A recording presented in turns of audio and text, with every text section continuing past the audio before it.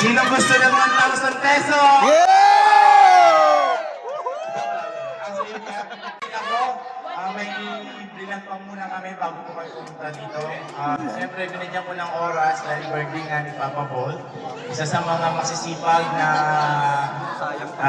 presidente ng Pangasinan Content Creator Association. Yun nga, sa mga hindi nakakakilala, ako nga po pala si JP Bagtas ang nasa likod ng mga kaagoy! Alam niyo, nag-start akong mag-vlog since 2020 sa mga hindi nakakaalam. Walang namamansin sa akin. At mukha lang katawa-tawa yung mga ginagawa ko. Alam ko sa part nyo na pagdadaanan nyo yung pinagdaanan ko. Kasi nakilala ko 1 year and 6 months bago ako nakilala na si Agoy. So napakarami pang pagdadaanan.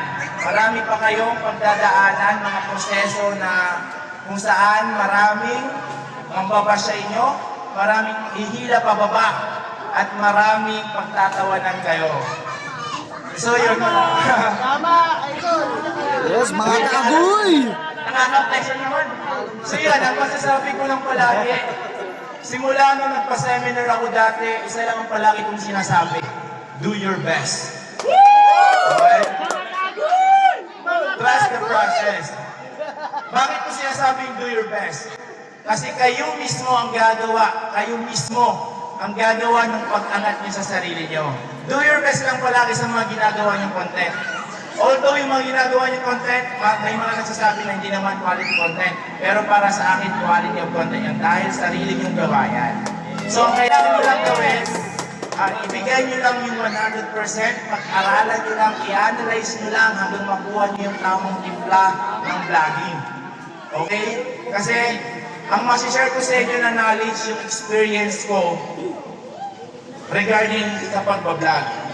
Malaki na po ang vlogger sa Pangasinan. Dati, konti lang, promise. Kami lang dati, sobrang content. Pero ngayon, andito na kayo, kailangan nyo ng patumbahin. Joke lang.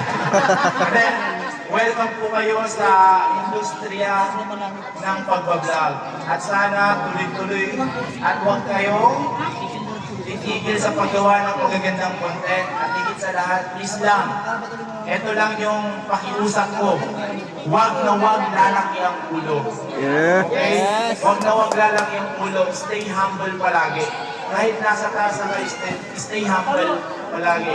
Ako, pwede ko kayong turuan, pwede ko kayong i-guide, pwede kayong lumapit sa akin, pwede kayong mag-chat sa akin. Sumasagot talaga yan.